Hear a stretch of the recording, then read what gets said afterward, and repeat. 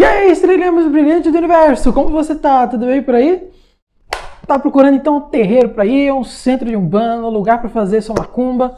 Ou então, né, tem gente que pode vir nesse vídeo procurando, sei lá, um bom coven, wicca, um bom centro espírita, uma boa igreja, um bom lugar aí para você praticar a sua religião, né? O vídeo vai ser mais focado na linha de umbanda, que é o que eu mais conheço, obviamente, mas eu vou tentar dar um panorama assim, mais geral para você meio que sacar, né? Se o lugar é bom, se o lugar não é, o que a gente espera de um bom lugar dentro da espiritualidade, e principalmente dentro da umbanda, né?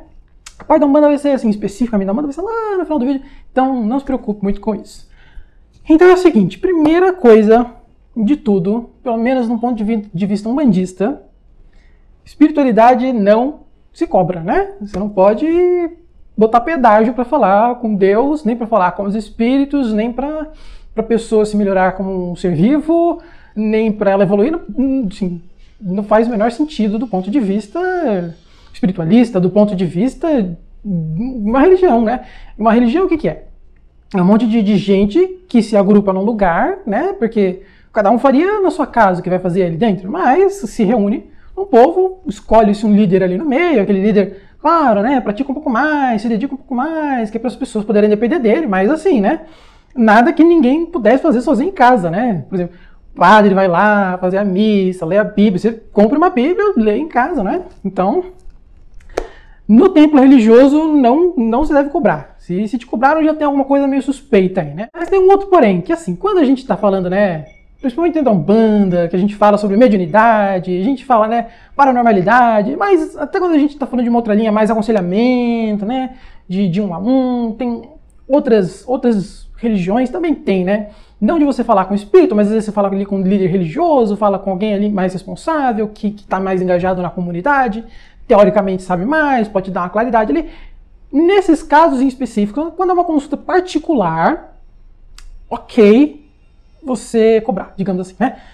Pelo seguinte motivo, existem pessoas que querem dedicar as suas vidas para a espiritualidade, obviamente, as pessoas têm o direito, não é mesmo? Só que assim, financeiramente elas não têm o direito, porque elas se dedicarem a uma espiritualidade gratuita, caridosa, sempre, a vida inteira, todos os dias, ela faz o quê? Ela não vive, né? Não vive, não come, não mora, não faz nada, né? Então, nesse sentido, de uma consulta particular com um profissional, não com um líder religioso, não dentro de um espaço espiritualista, de um espaço religioso, mas com um profissional que trabalha a espiritualidade, que trabalha com terapias holísticas, espiritualistas, faz reiki, faz tarô, faz búzios, dessas coisas com um profissional, ok. A pessoa tem que comer alguma coisa também manhã, tarde e noite, então ela tem que cobrar alguma coisa, né, para conseguir viver disso, né. É claro também, preços abusivos, tal, existe todo um debate, mas aí você põe na sua balança aí o que você acha que vale, o que você acha que não vale. Mas dentro de uma tenda religiosa, dentro do terreiro, dentro da igreja, não se cobra, cara, não se cobra. Se alguém te cobrar por algum trabalho, se alguém te cobrar por uma consulta dentro do templo, cara, esquece, vira as costas, vai embora, já não é confiável. Eu tô ali no Reddit, tem uns grupinhos lá de espiritualidade, espiritismo, banda, e eu vejo lá muita gente chegando, não, perdi tudo, porque o cara ficava me cobrando, e fui passar da perna, um monte de gente se ferra de verde e amarelo, achando que vai no templo, e o templo cobra para um trabalho, cobra para dois, às vezes o templo ferra como é que chama? O consulente, o fiel, às vezes ferra até os trabalhadores dentro da casa, exigindo mais do que eles podem, entendeu? Então, assim, cobrança, a gente, pelo menos da parte, assim, dos consulentes, dos fiéis, da pessoa que não trabalha de lá, né? Eu entendo que existem muitos templos de Umbanda que cobram, né? Mas os participantes ali, o pessoal que faz o sacerdócio, né? Que veste branco, como se diz na Umbanda, né, eles contribuem ali com dinheiro para pagar aluguel, para fazer assim. Mas cada casa tem o seu jeito de angariar essa questão monetária, né? Tem casa que vende livro, tem casa que vende vela, vende camiseta, vende comida, entendeu? Nesse sentido, ok, mas cobrar pela espiritualidade é tipo o pior sinal que se pode ter dentro de um templo de espiritualidade. Tipo, virar as costas e sair correndo, porque, cara, dali para exploração é um pulinho assim de nada, mesmo que a pessoa esteja na maior boa intenção, seja uma casa que todo mundo confia. Dali pra extorsão, ó, acabou, entendeu? 2 segundos, a pessoa só perdeu um tiquinho da noção, tá com uma dor de cabeça naquele dia, já era, já virou extorsão, já virou um... Então evita, né? Pra quê? Existe um templo de Umbanda em cada esquina. Aqui na minha cidade onde eu moro, então, onde você virar uma esquina tem um templo de Umbanda escondido. Igreja, então, não falta. Então, assim, vão procurar um lugar melhor. Se o lugar tá te cobrando, dá ali uma desculpa, sai pela tangente, vamos embora, vamos indo, porque, né, não vale muito a pena. As histórias nunca acabam bem, pelo menos nenhuma história que eu vi de templo de Umbanda, de igreja que cobra, até templo budista que cobra, que faz os negócios, umas maracutaia lá, sistema de pirâmide, é só dor de cabeça, não é espiritualidade. Espiritualidade não é dinheiro. É simples assim, vamos entender isso. Espiritualidade não é dinheiro. Agora, um segundo ponto legal pra gente ficar de olho dentro de um templo que a gente quer frequentar é o seguinte, primeiro, vamos olhar bem a liderança, não é mesmo? Vamos olhar a liderança. Como é que esse líder espiritual está lidando com as pessoas lá dentro? Se é uma pessoa simpática, se não é, como é que ele lida com as pessoas no privado, né, no particular, um a um, como é que ele lida ali no público, não é? Olhar o que essa pessoa está falando, não é? Se são falas muito radicalistas, falas muito segregacionistas, né? Então, assim, medir ali, né, botar o termômetro na boca do, na boca do cara que fala para ver se pelo menos se as ideias dessa pessoa batem com as suas, se é uma pessoa que você, né, colocaria sua confiança nela. Porque não, quando a gente vai num templo, a gente coloca a nossa confiança assim, né, ali no líder espiritual, ali no pai de santo, na mãe de santo, no padre, no pastor, no rabi, a gente coloca a nossa confiança. A gente está falando, olha, você é uma pessoa que sabe mais do que eu sobre espiritualidade, então estou vindo aqui para resolver minha vida com você, estou vindo aqui para aprender com você. Então, olha bem, é claro, você não vai saber de tudo, né? Mas assim, existem aquelas coisinhas básicas, aqueles, né? Mas dá uma pequena fala preconceituosa ali no meio, assim, né? Não passa pano. Quando você está escolhendo o lugar, quando você está analisando, evita passar pano, assim, sabe? Não precisa ser radicalista também, né? Todo mundo erra. Mas, assim, bota no papel os prós e os contras. Uma outra coisa que você tem que se olhar também, não é só de um líder espiritual. Mesmo na igreja não tem só o padre, né? Tem o padre, tem o coroinha, tem a madre, tem ali o pessoal que ajuda ali no meio, entendeu? O pessoal do coral. Então tem que ficar de olho também se a equipe que está ali trabalhando para fazer aquele trabalho espiritual acontecer está assim, primeiro de tudo, bem engajada. Se o pessoal está ali motivado, se o pessoal está ali porque gosta de estar ali, se está ali encantado com o que faz, se tem amor àquela religião, àquela filosofia, se realmente está interessado em estar ali, ou se está ali para fofocar, se a atenção está em outro lugar, entendeu? Aconteceu alguma coisa em casa com o cachorro, a pessoa está com a cabeça lá, entendeu? E aí uma, duas, três, metade das pessoas mal estão prestando atenção no que está acontecendo, já não é um sinal muito bom, já é sinal que é assim, entendeu? De novo, a gente, quando vai num templo, a gente está botando nossa confiança, né, nessas pessoas que estão fazendo trabalho ali, né? E não é uma coisa qualquer, né? É a nossa vida que está ali, que a gente está botando confiança na pessoa, né?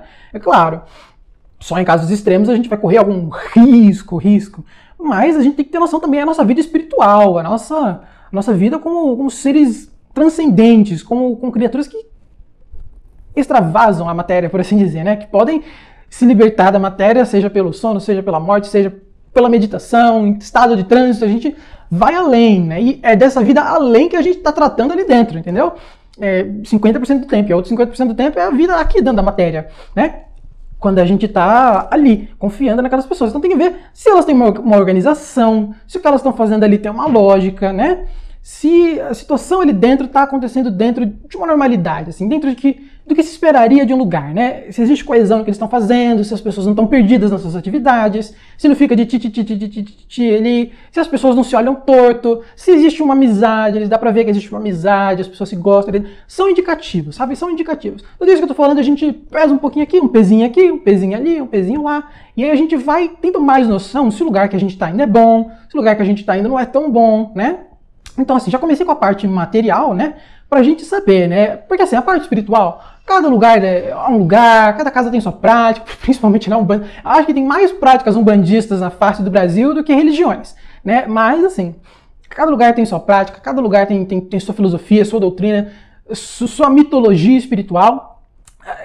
A questão não é bem prestar atenção nisso, né? Porque isso a gente pode achar artigo na internet, livro e tal. A questão é a gente ir num lugar que a gente se sinta confortável, ir num lugar onde a gente goste da comunidade, ir num lugar onde a gente possa se sentir ali vulnerável, mas também cuidado pelas pessoas, mas também capaz de cuidar das pessoas que estão ali.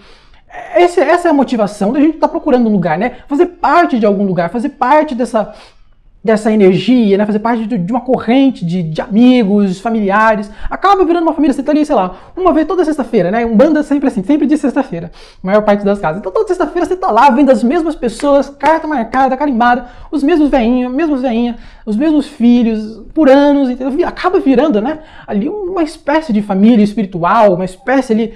Os caminhos acabam se cruzando, inevitavelmente. Então, a gente tem que ir buscando um lugar onde a gente queira realmente entrar naquele caminho, queira realmente seguir junto com aquelas pessoas. E aí entra uma outra parte muito importante para a gente ficar de olho bem aberto quando a gente, primeiras vezes, estou entrando aqui, segregacionismo. Nossa, segregacionismo. Vamos começar, né? Preconceito. Todo mundo já sabe que preconceito é uma coisa, né, devia ter ficado no século passado. Aliás, devia ter ficado no século dos caras daqui do quadro, mas acabou não ficando, entendeu? Aí era para ter ficado no século desse cara aqui, também não ficou, chegou até hoje em dia, mas assim, né? Vamos evitar a fadiga, né? Se a casa tem um discurso preconceituoso, tem atitudes preconceituosas, a gente também vai saindo pela tangente, porque não vale muito a pena. Assim, não vale a pena. Simples assim, não preciso nem dar motivos, nem razões, nem circunstâncias, né? Eu acho que todo mundo aqui pode concordar que é melhor sair pela tangente, puxando o carro devagar, assim, para ninguém reparar e ir embora, né? Mas existem outros tipos de segregacionismo, né? Além de pela cor da pele, pela etnia, também tem segregacionismo monetário, né? Ricos e pobres, que já é uma coisa que a nossa sociedade encontra ainda mais dificuldade de dar aquela balanceada. Existe segregacionismo, né? Do tipo de poder, né? Que eu mando aqui, eu sou o cara que manda nessa bagaça, entendeu? Aí fica meio assim, né? Questão de masculino e feminino também. Tem os caras que abusam da situação, acham que tá comandando a casa, começa a ficar com o peito estufado, entendeu? Temos que olhar toda essa situação, principalmente uma outra coisa também, que é segregacionismo intelectual, né? Porque eu sei mais do que você não estuda nada, porque o que você está falando não faz sentido, não vale a pena, entendeu? Também tem a questão de gênero, sexualidade, entendeu? Existe muito, é uma sutileza, né? Então, quando a gente está analisando, quando a gente está botando no papel ali, para ver se é um lugar que vale a pena a gente ir, colocando os prós e contras na balança, essa parte tem que olhar muito bem. O resto é muito fácil saber o que o cara tá falando lá em cima, se eles lidam bem com dinheiro ou não, entendeu? Se o pessoal ali dentro tá bem entrosado, isso fica óbvio no primeiro dia. No primeiro, no segundo, no terceiro dia que você foi lá, você já sacou o lance. Agora, esse lance do segregacionismo, né, é um pouco mais assim intrínseco na natureza humana. A gente meio que gosta de se sentir especial, aí vai separando por categoria, não, porque você é lá, eu sou aqui no pódio, ali em cima, entendeu? Acaba virando meio que isso. Então a gente tem que meio que sacar o lance, né? Tá muito exagerado esse defeito humano. Todo mundo tem esse defeito, não adianta falar que não tem. Todo mundo tem defeito de segregar. A gente não aprendeu a fazer união nessa bagaça ainda. Se tivesse aprendido, a gente não tava aqui no planeta do jeito que tá, né? Já começa que a gente se acha seres humanos, somos especiais para o planeta Terra. Somos a principal espécie, a mais inteligente, a mais não sei o quê.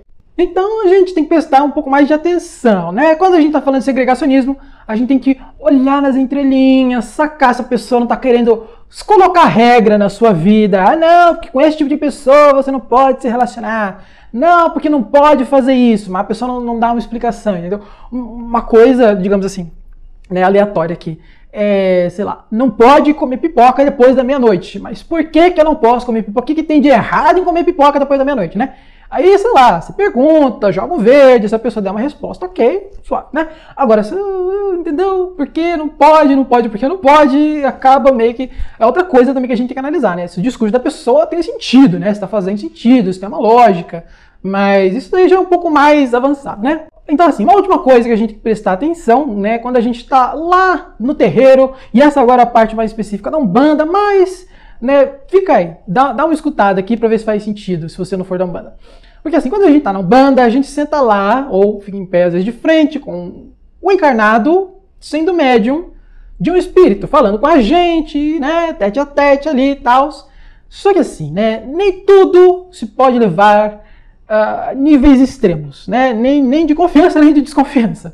Mas quando a entidade fala alguma coisa, né, a gente tem que botar na balança também. Isso de maneira geral, mas eu estou falando aqui para a gente analisar, né? Vamos focar só na análise. Se o lugar é bom, se o lugar não é. Então, só na análise, né? Então a gente tem que ver se o que essa pessoa ou o que esse espírito está falando, se faz sentido para o nosso contexto, e desconsiderando o misticismo, desconsiderando tudo aquilo. Só o discurso da pessoa, seja espírito, seja encarnado, não importa. Se você está falando, se o que está falando faz sentido para a nossa vida, se é relevante, se a pessoa se fez entender. Educação.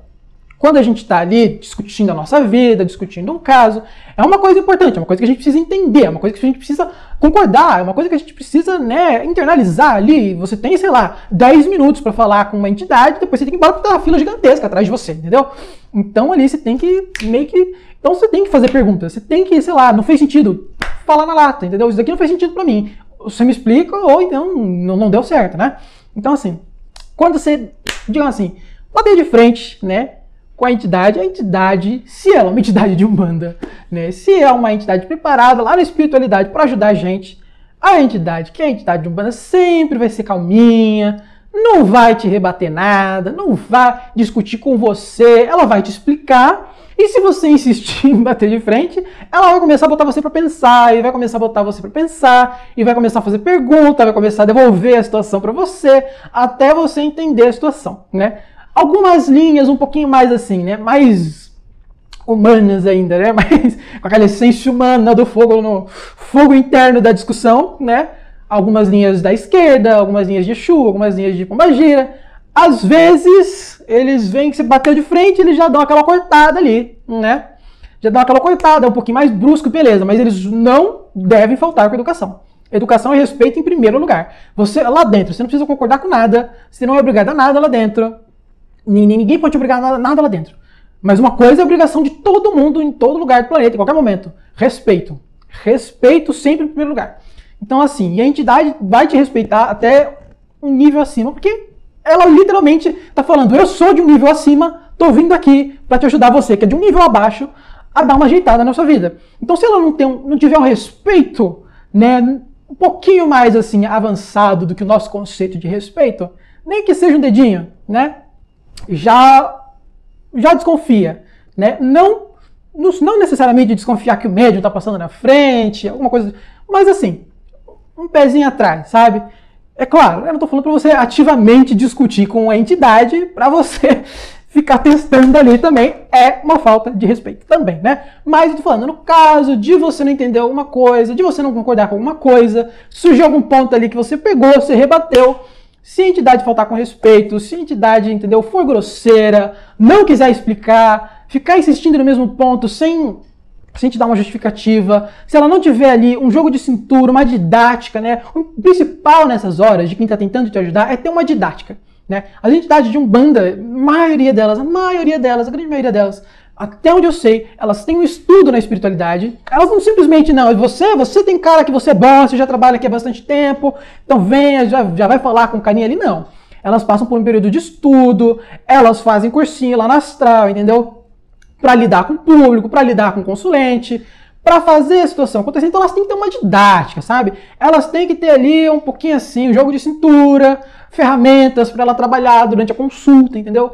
Então se você perceber que é uma pessoa que só vai no soco, digamos assim, não literalmente, né, mas só vai na grosseria, ou então fica ali naquele mesmo, batendo na mesma tecla, né, sem mudar o repertório, a gente também já fica meio assim, né, não só para as entidades de Umbanda, né, para qualquer um que você vai fazer uma consulta 1 a 1, a pessoa tem que ter respeito, tem que ter esse jogo de cintura, tem que ter, entendeu, essas camadas, para a pessoa conseguir te ajudar.